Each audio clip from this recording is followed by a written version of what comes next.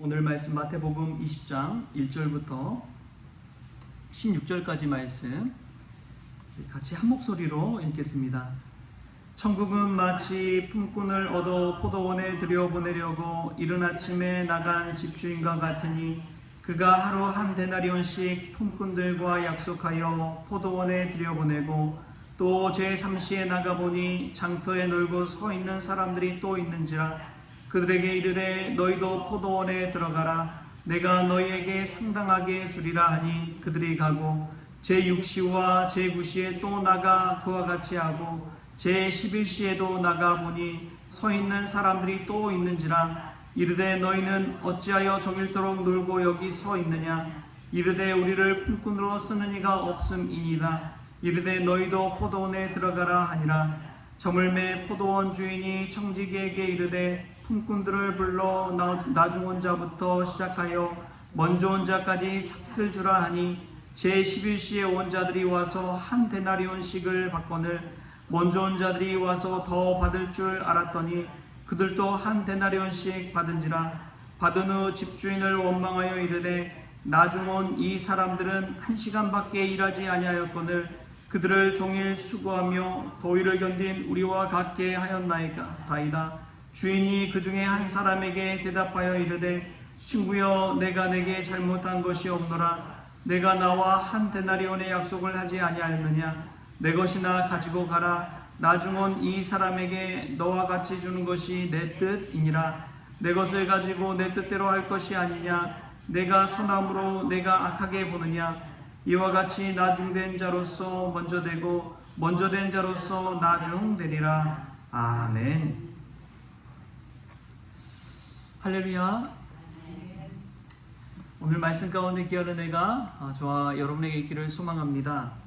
오늘 우리가 함께 나눌 이야기는 포도원 품꾼들에 관한 비유의 이야기입니다.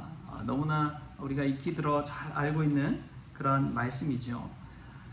근데 이 말씀의 핵심은 그것입니다. 먼저 된 자로서 나중되고 나중된 자로서 먼저 된다는 이야기를 예수님께서 설명하기 위해서 꺼낸 이야기가 이 포도원 품꾼들의 비유 이야기라는 것입니다. 그래서 20장 우리 1절에서 16절까지 읽었지만 바로 전에 19장 30절에 보면은 이런 말씀이 나오죠. 그러나 먼저 된 자로서 나중되고 나중된 자로서 먼저 될 자가 많으니라. 그렇게 말씀하시고 뒤이어서 이 이야기를 천국에 관한 이야기를 예수님께서 하고 계시다는 것이죠. 천국에 들어가는 자에 관한 말씀이기 때문에 우리가 좀 주의해서 볼 필요가 있습니다.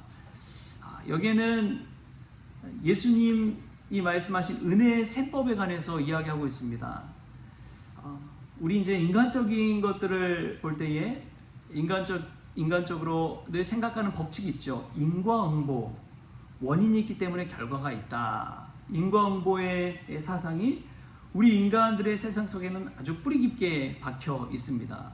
그리고 두 번째로 공로사상이 인간 세상에는 뿌리 깊이 박혀 있습니다. 그래서 한 만큼 일한 만큼 얻는다.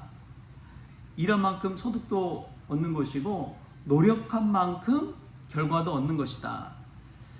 그런 생각이 우리 인간들 사이에서는 늘 그냥 당연하게 여기는 그 마음이 있습니다. 그런데 이 천국에 들어가는 은혜의 셈법에서는 그게 해당되지 않는다는 것을 우리에게 알려주고 있습니다. 이른 아침에 나온 품꾼들에게 노동계약이라죠. 싹쓸 계약을 하는데 한 데나리온 주기로 하고 이른 아침에 데리고 왔습니다. 이른 아침이라고 표시되어 있지만 이른 아침이 언제냐? 6시나 7시쯤이 아닐까 그렇게 생각을 합니다. 성경학자들은.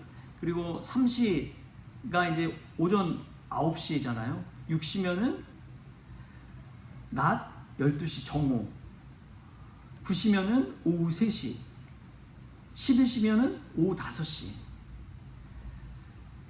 이 시간대에 품꾼들을 가서 이제 계약을 해가지고 이 주인, 포도원 주인이 데리고 오는 거예요. 다 다 데리고 와서 이제 일을 시키는데 사실은 마지막에는 1시간밖에 일을 안 했다는 것은 6시에 클로즈 이 문을 닫았다는 것이죠. 그래서 5시에 온 일꾼들에게 일당을 주는데 한 데나리온을 먼저 주었다는 것입니다. 그리고 그 다음 사람도 한 데나리온. 오후 3시든 정오든 오전 9시든 뭐 새벽 6시 7시든 다 그냥 한 데나리온씩 준 거예요.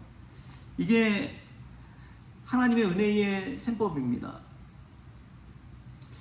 좀 사실은 이해되지는 않죠. 아니 그렇게 열심히 일하고 오랫동안 일하고 많이 일하고 했는데 1시간 일한 사람과 어떻게 같은 싹스를 받을 수 있느냐. 불평불만이 당연히 터져나올 수도 있습니다. 만약에 지금 이 셈법대로 아르바이트생을 고용했다고 생각해 보십시오. 아마 처음부터 와서 일하신 분들 막 이미 이만큼 나왔을 거예요.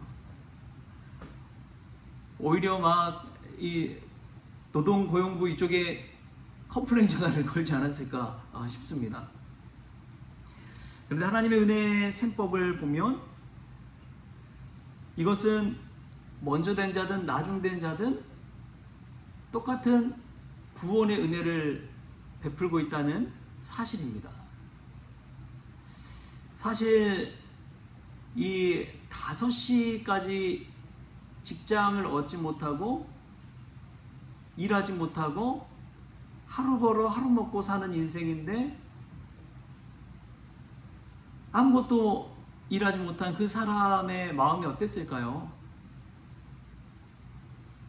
집에 있는 아내도 처자식도 있을 테고 자신도 먹고 살아야 되는데 그 마음이 얼마나 무너졌을까요? 그리고 그 남은 1시간 동안 자신을 불러준 포도원 주인에게 얼마나 감사한 마음으로 열심히 일했을까요? 그런 것들을 한번 생각해 보면 어쩌면 이런 것들이 이해되기도 하죠. 성경에 보면 그런 가장 대표적인 일꾼이 주의 형제 야고보와 같은 사람입니다.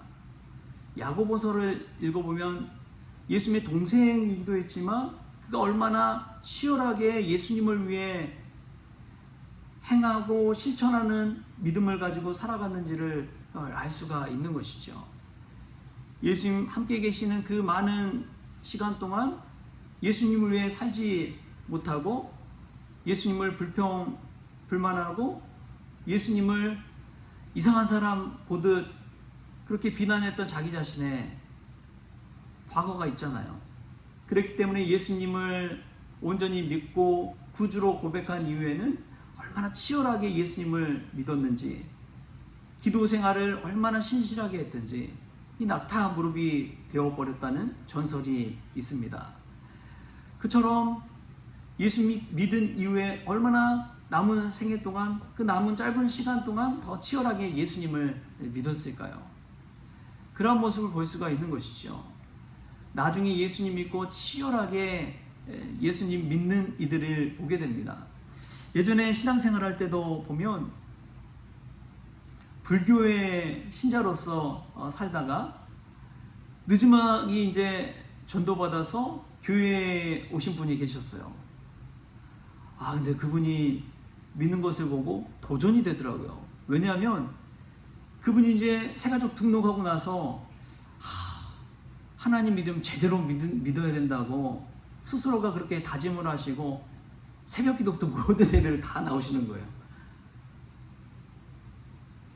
얼마나 정성스럽게 또 예배드리는 모습 자체가 되게 돋보이더라고요. 되게 신실하게 또 지극정성으로 하나님 믿는 그런 모습 보니까 되게 이 교육자지만 목회자지만 좀 도전이 됐습니다.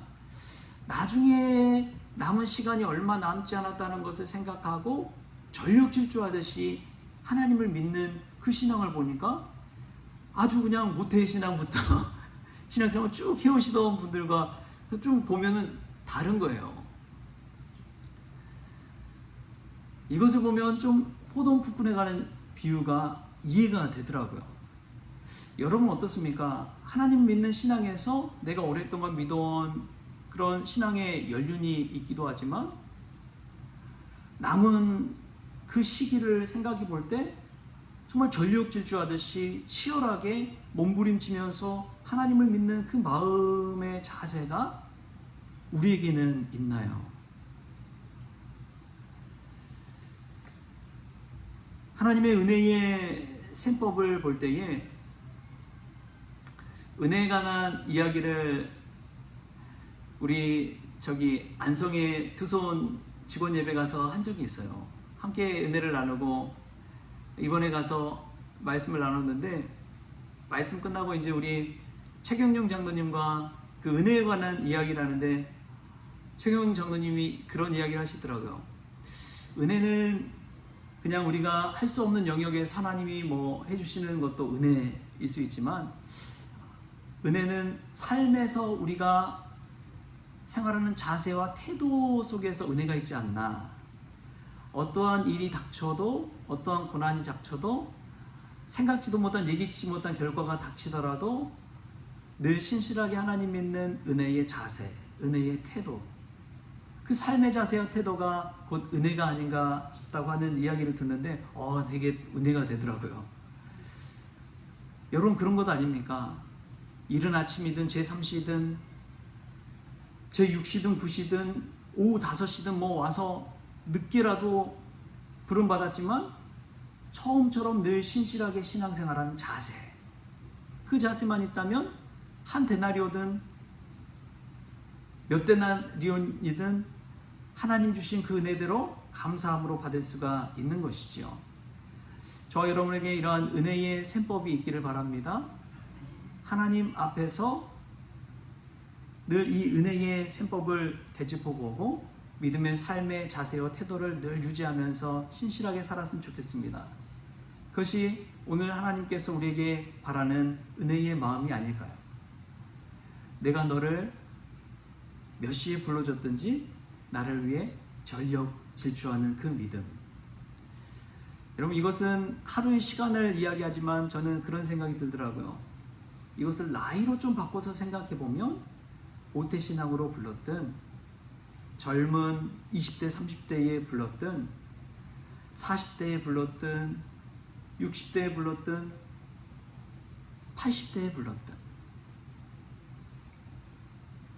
하나님 위해서 신실하고 진실하고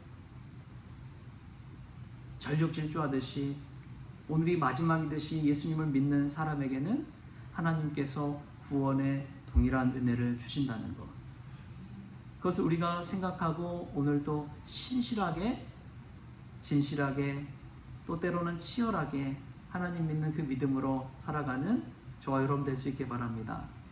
늘 처음처럼 오늘이 마지막처럼 그런 마음가짐으로 신앙생활 한다면 우리의 신앙생활하는 모습이 완전히 달라지지 않을까요? 이러한 은혜의 셈법 가지고 내 신앙생활하는 저와 여러분 될 수 있기를 주신 예수님의 이름으로 축원합니다. 기도하겠습니다. 주신 하나님 감사합니다. 천국에 들어가는 자, 먼저 된 자가 나중되고 나중된 자가 먼저 된다고 하였는데 이런 은혜의 셈법을 저희들 깨닫게 하여 주시니 감사합니다. 늘 처음처럼 신앙생활하게 하여 주시고 오늘이 마지막처럼 끝까지 전력질주하며 신실하게 진실하게 하나님 앞에 쓰임받게 하여 주옵소서. 믿음의 태도와 자세를 끝까지 견지할 수 있도록 주님께서 저희의 마음과 심령을 붙잡아 주옵소서. 그리하여 구원에 이르는 축복을 누릴 수 있도록 주님 은혜 베풀어 주옵소서. 감사하며 예수님의 이름으로 기도하옵나이다. 아멘. 우리 주님이 가르쳐주신 기도로 오늘 새벽 기도를 마치겠습니다. 하늘에 계신 우리 아버지여, 이름이 거룩히 여김을 받으시오며 나라가 임하시오며 뜻이 하늘에서 이루어진 것 같이 땅에서도 이루어지이다. 오늘 우리에게 일용할 양식을 주시옵고 우리가 우리에게 죄진 자를 사하여 준 것 같이 우리 죄를 사하여 주시옵고 우리를 시험에 들게 하지 마시옵고 다만 악에서 구하시옵소서. 나라와 권세와 영광이 아버지께 영원히 있사옵나이다. 아멘.